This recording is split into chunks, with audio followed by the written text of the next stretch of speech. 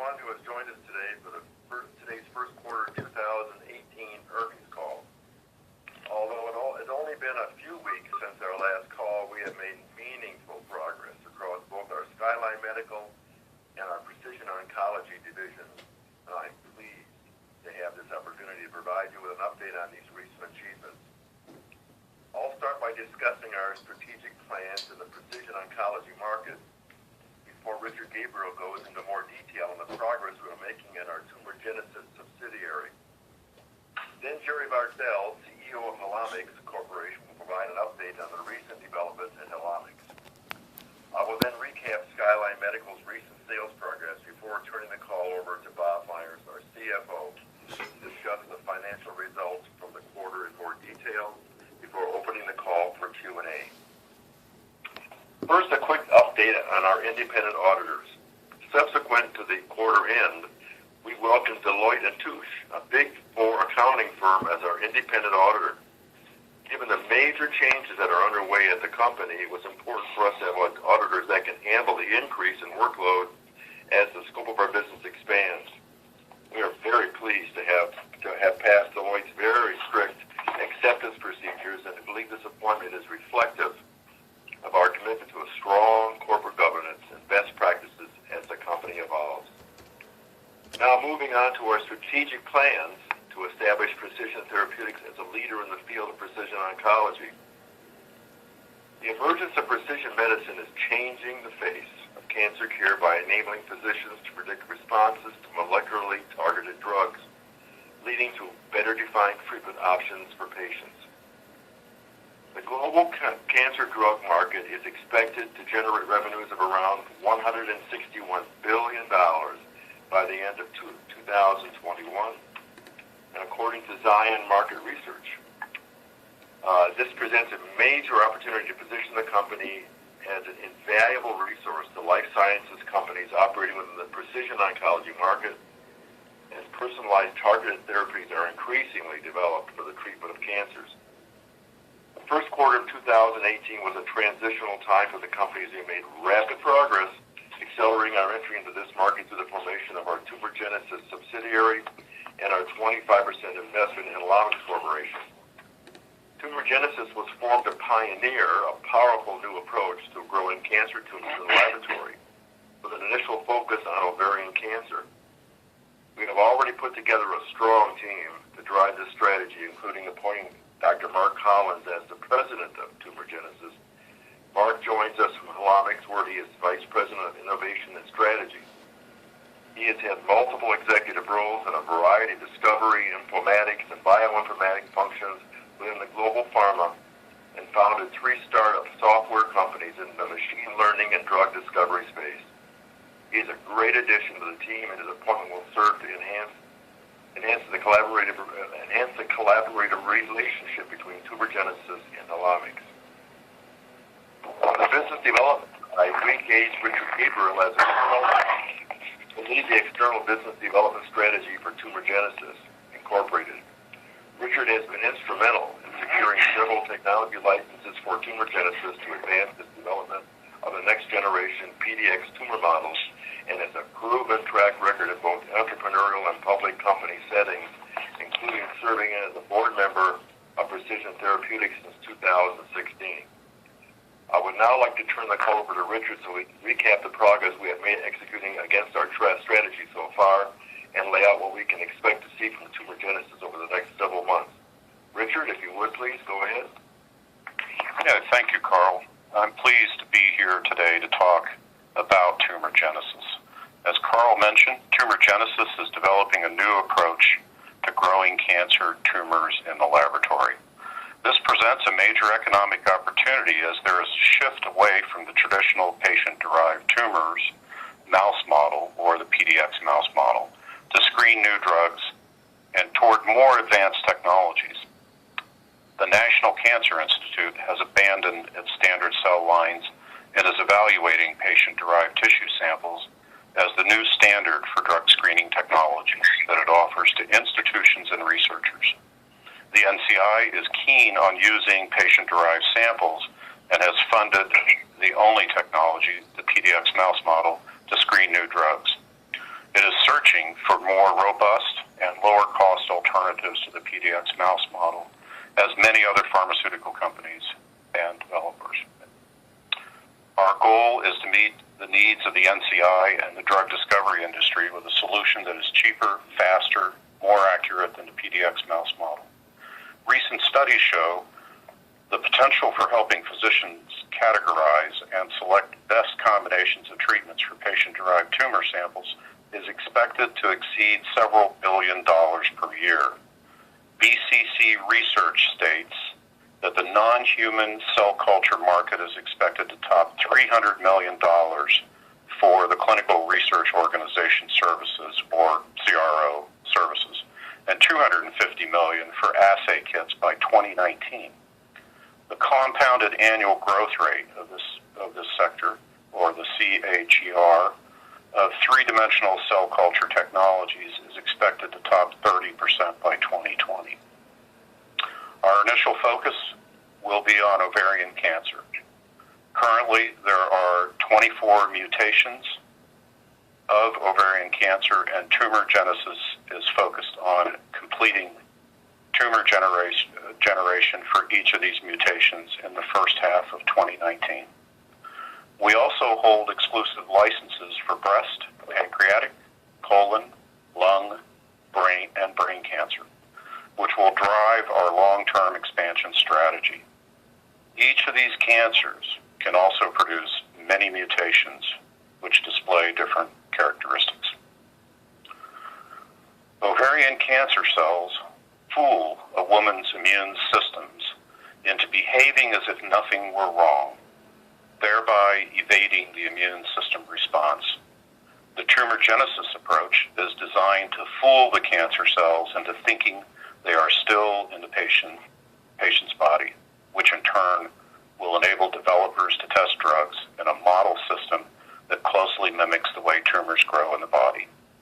This will then provide more relevant patient tumor model for testing of drugs for personalized therapy and for the development of new drugs.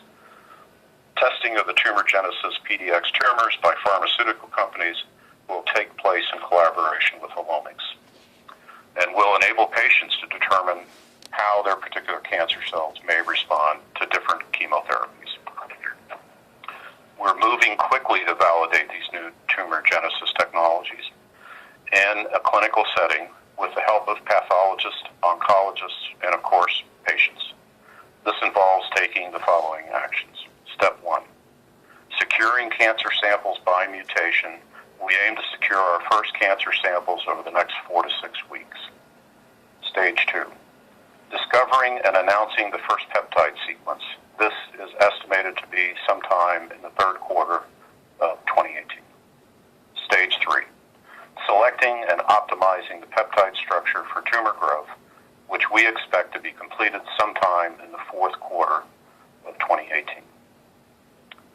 Once we've completed these first 3 stages, we can expect to enter stage 4 at the end of the fourth quarter. Growing our first commercial tumor. This tumor will closely mimic the characteristics of the patient's tumor. Once these tumors have been externally grown, we can commence with our commercialization strategy. In parallel to these efforts, we are seeking pharma companies with ovarian cancer pipelines to establish contracts with them for the tumor genesis approach. These companies would be early adopters who will pay to explore our models. This is a very exciting time in our development, and we aim to keep our shareholders apprised as to when the milestones are reached. Now I'll turn it back to Carl. Carl? Thank you, Richard. To complement and enhance our tumor genesis offering in the precision oncology space, we are deepening our relationship with Holomics. Subsequent to the quarter end, we signed an LOI to purchase the remaining 75% of Holomics and bring our total equity stake to 100%. This transaction, when completed, forms a very important part of our growth strategy and will cement our competitive edge in the precision oncology market. Acquiring Holomics will give us complete ownership of this one-of-a-kind tumor data bank, which has been developed over 15 years of clinical testing.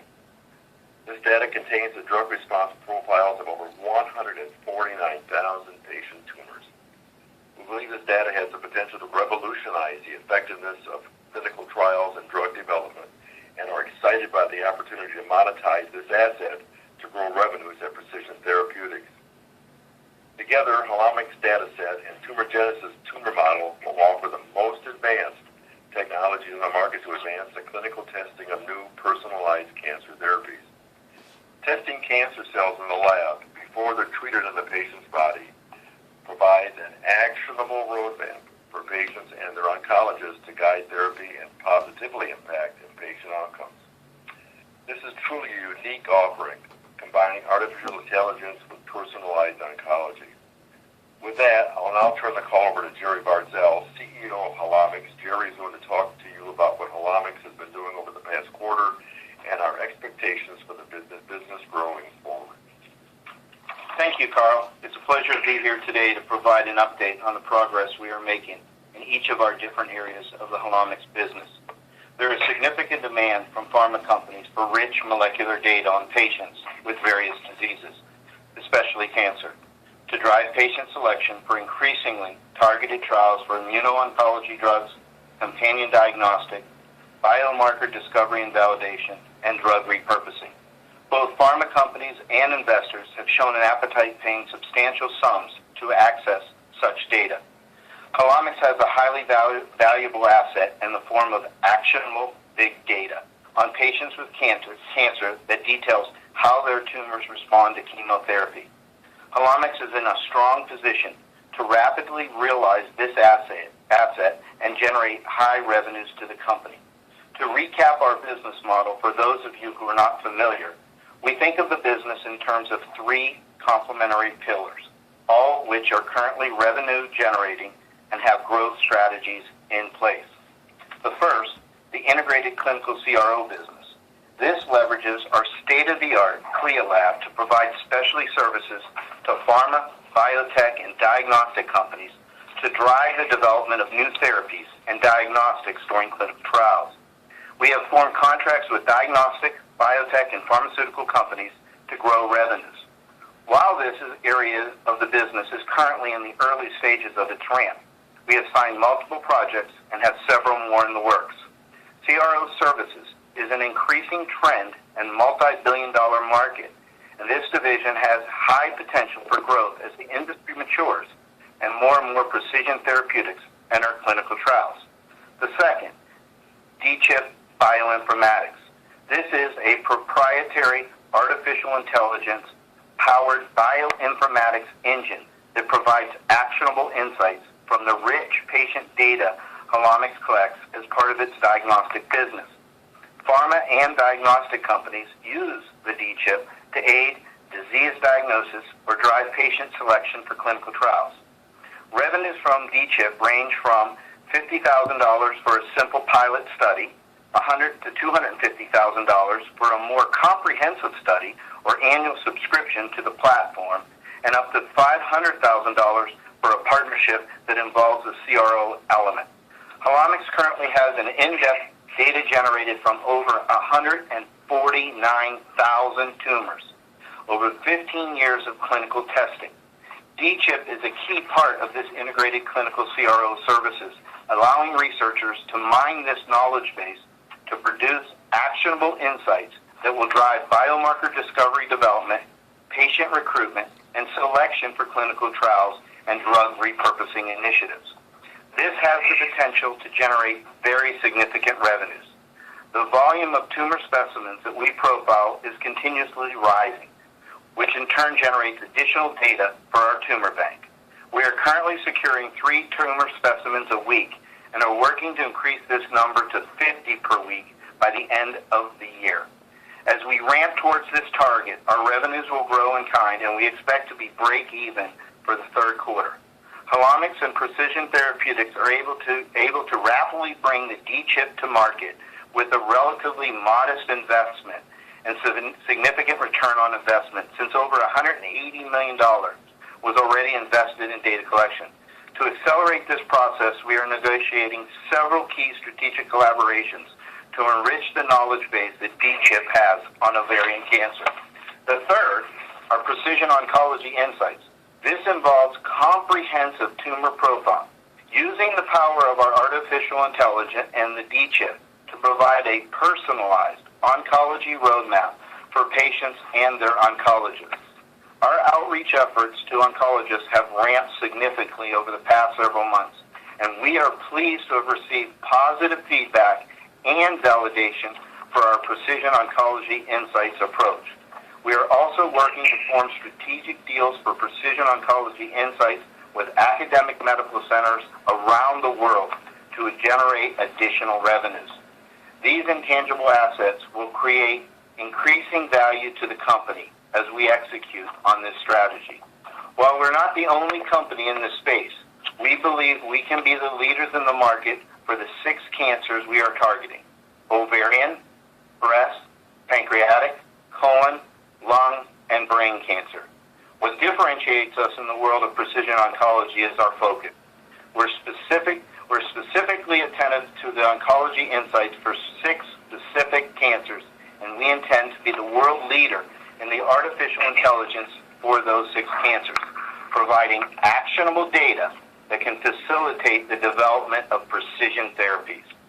Furthermore, unlike most other companies applying artificial intelligence in this space, Holomics already has the data obtained from over 15 years of running its chemo-effects treatment selection biomarker assay and other molecular tests. We believe our specialized approach and this one-of-a-kind data library of 149,000 tumor profiles will make us the go-to provider in our segment of the industry. With that, I will now turn the call back over to Carl so he can provide an update on the sales of the Streamway system. Thank you, Kerry.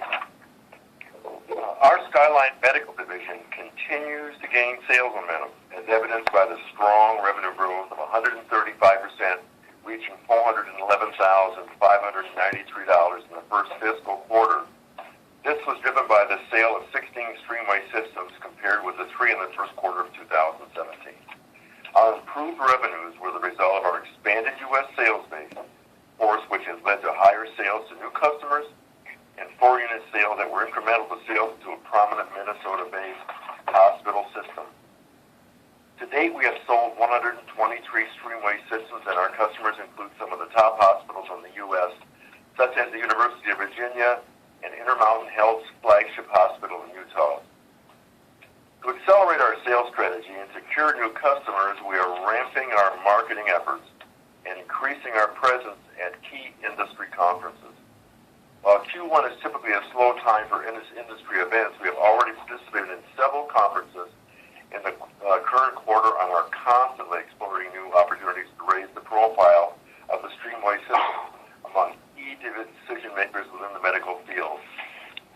The majority of our sales to date have been in the interventional radiology, and this is where we believe there is the most immediate opportunity to grow revenues. Within this market, our main focus for 2018 is on large volume liver transplant centers and their referring facilities due to the large volume of paracentesis procedures performed in these facilities. In addition, we aim to leverage our success securing sales to IR rooms to expand into other departments using a deep and wide approach. These targets include endoscopy, surgery, urology, and cystoscopy, which we believe present a promising opportunity for us to grow sales. Another key element of our sales strategy is to penetrate key international markets, and during the first quarter, we opened our new European headquarters, headed up by our Vice President of International Sales, John Paul Rochard. We also hired a Director of Sales in Germany with over 40 years' experience, and negotiations underway with independent distributors in France, the UK, Germany, Spain, Portugal, and the Benelux region. While in its early days, we are extremely pleased with the progress that our European sales team has made, educating the market about the unique benefits of the Streamway system. And we expect to secure our first sales in this market during the second half of 2018. Based on the ongoing discussions that are underway with hospital chains and medical clinics based in Europe and the interest we have generated over the past several months, we expect to make meaningful Streamway system sales in Europe in the second half of 2018. Europe is a major untapped market, and we will continue to invest in this exciting opportunity to grow our international footprint. Now I'll turn the call over to Bob Myers to discuss our financial results for the quarter in more detail. Bob, please go ahead. Thank you, Carl. I'll turn now to our financial results for the fiscal quarter ended March 31, 2018, which we filed with the SEC earlier this afternoon. Revenue for the quarter ended March 31, 2018 was $411,593, compared with $175,166 for the quarter ended March 31, 2017. We sold 16 Streamway systems during the first fiscal quarter, compared with 3 Streamway system sales in the first quarter of 2017. As Carl mentioned, we are pleased with the ramp-up in Streamway system sales that we have witnessed in the first 3 months of 2018.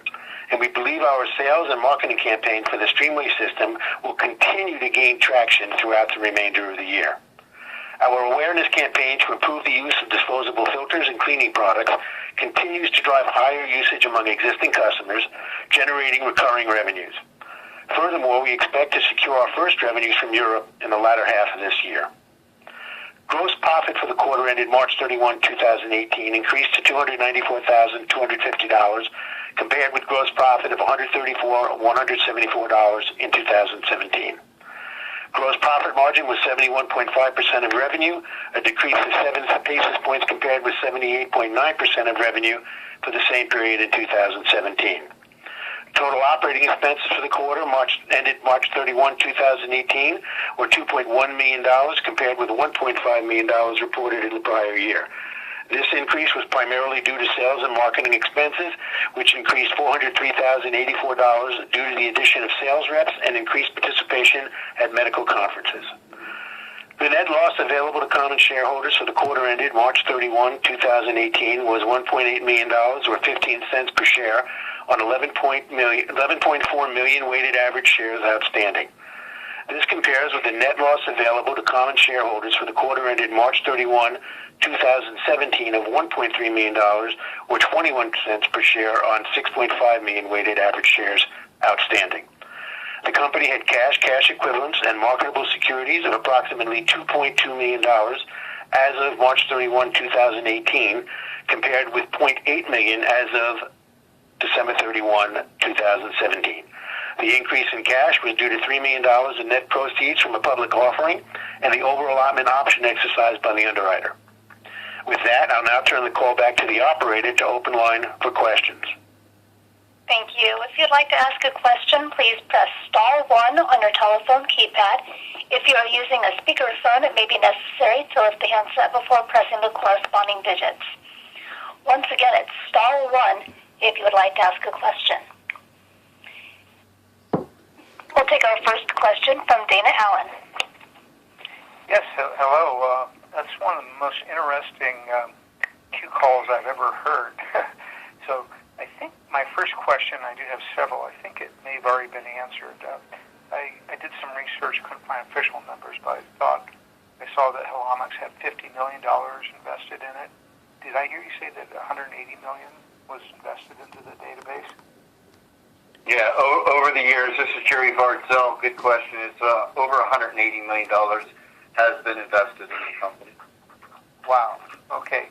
And I thought I saw someplace else that in the last 12 months or the previous year, whatever, that it had about $8 million in annual sales. Is that true? I'd like to answer that. This is Bob Myers, the CFO. That is not true. That was really was alluded to in an article written by a third-party individual. $8 million is the amount that is included in a deal that we have with Helomics regarding our first 20% of the ownership, where we have stock that is in escrow and will be released to them on the first $8 million earned. Okay, good. And is there currently revenue at Helomics? Yes, there is. Approximately how much a year is it? We're not prepared to answer the amount at this point in time. I'm sorry. Okay. And I heard in the presentation, I think by Richard, he said something about that the break-even will be achieved possibly by the third quarter. Is that for the whole Helomics, or or is that just for the particular thing that he was talking about? Jerry, do you want to answer that, or do you want me? You can answer it. We were talking about Holomics specifically with the third quarter that they will approach break-even. That's impressive. And what is the head count at Holomics? 18. 18, okay. And let's see. The tumor growing thing sounds, like an amazing opportunity. Is there anyone out there that's ahead of you on being able to do this? This is Richard Gabriel. I don't think that there is anyone that's doing this combined approach.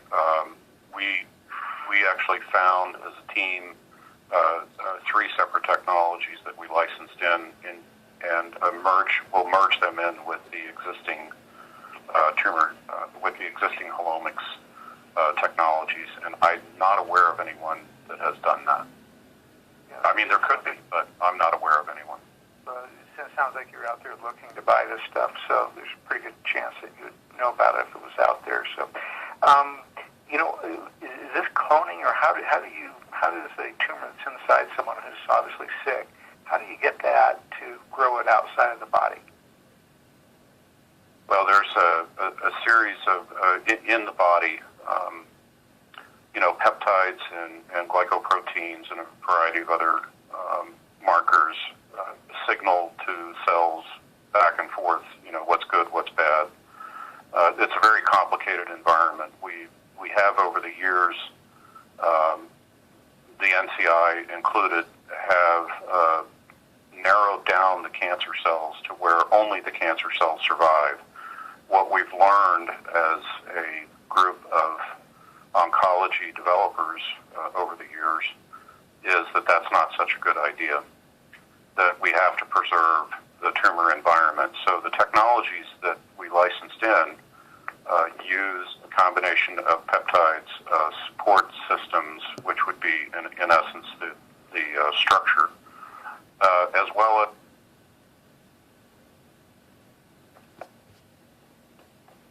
combination, but we're working on it really hard. Okay. And on the D-chip thing, is that literally an IC or is that software? What is the D-chip? Software. It's a machine learning system that we've built out using from our 150,000 plus tumors data, mostly on molecular data and drug response, which is our differentiator. It's our drug response data. Mm-hmm. So it's not actually an IC chip. The term D-chip is used, but really it's a system that probably runs in the software, on hardware. Is that correct? It's software. It's an acronym. Yeah. Okay, got you. I used to be in the software industry, so I was interested in that. Good. And then on Streamway, trying to divide out the revenue by the numbers sold, it sounds like they sell for about $25,000 each. Is that approximately correct? That's correct. Our list price is $24,900. Okay, that's pretty good guess. And on that, what annual rate of sales you're expecting? 100 this year. It sounds like you'll get even more because of Europe. What annual unit count do you think is necessary for that division to be cash flow positive? I'm not prepared to give you that answer at this point in time. That changes, unfortunately, to the amount of revenue that we receive for our disposables. Ideally, we would be reaching a 2/3 of revenue on our disposable income at an exponential rate, and that means that it lowers the amount of units that we have to have out there on a break-even end. So that's kind of dynamic, and it's just a little difficult to go into on this call. Okay. And another thing, your market cap, I think it was like $11 million before. You're buying Holomics, so it's maybe 15 or 16 million, something in that neighborhood. For the level of excitement you have in terms of potential, because it would sound like this tumor growing thing, just for your company alone, could potentially be, $500 million a year revenue. Tell me if I'm crazy on something like that, but it sounds like a very big opportunity. Do you see it the same way?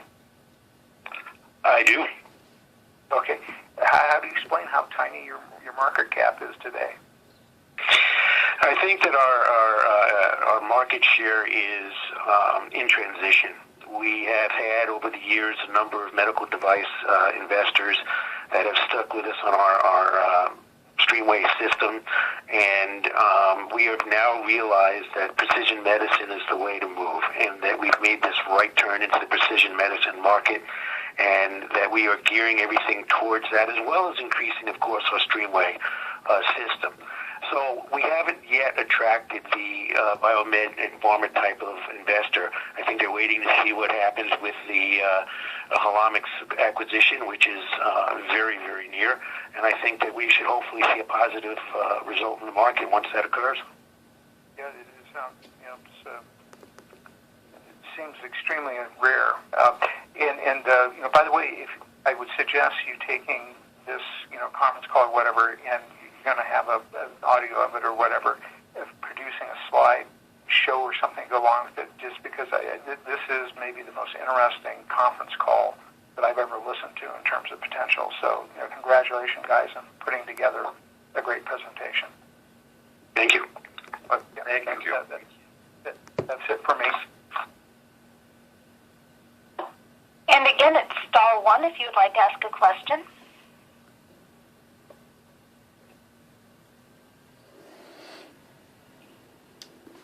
New video. What? Hey guys, well, I'm not actually with Skyline Medical. I own some, but that's about it. Well,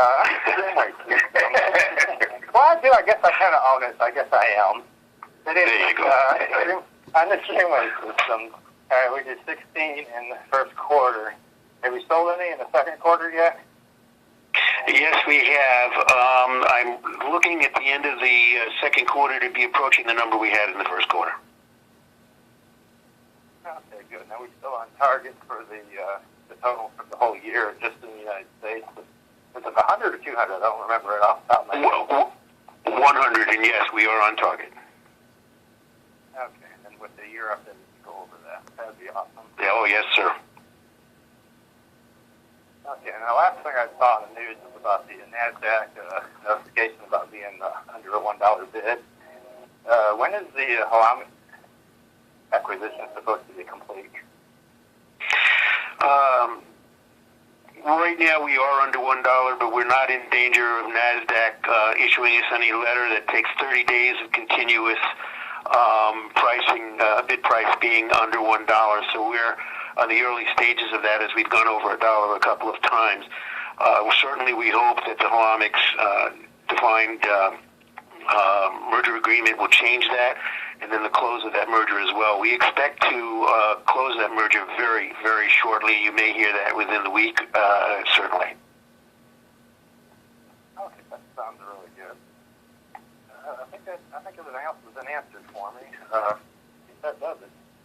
I appreciate it. Thank you. And again, star one if you would like to ask a question. With no further questions in the queue, I'd like to turn the call back over to Carl Schwartz with any additional or closing remarks. Just for kicks. Thank you, operator.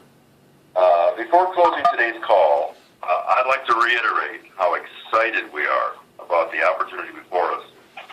There's a major healthcare revolution underway, and our entry into the precision oncology space will enable us to leverage this opportunity to drive growth and build shareholder value. We're incredibly excited about Precision Therapeutics' future and believe we have a major opportunity to accelerate our growth by positioning the company as an integral partner to the life sciences industry as it develops personalized, targeted cancer treatments. By bringing together the most advanced technologies under one roof and focusing on innovation, we believe we can make a real impact on patients' outcomes and play a transformational role as we enter this new era of medicine. For investors, it's very important for you to understand the model we have created here. Our complementary business areas generate individual revenue streams that build on one another and generate sales momentum across the whole company. Furthermore, we are now at a point where we can rapidly start to monetize our offering and take advantage of synergies between tumor genesis and Helomics. Helomics' three interconnected business areas are already revenue producing. The Oncology Insights division not only generates revenues with the oncologist client base, it also drives tumor specimen donations, which in turn grows our intangible asset base, the virtual biobank.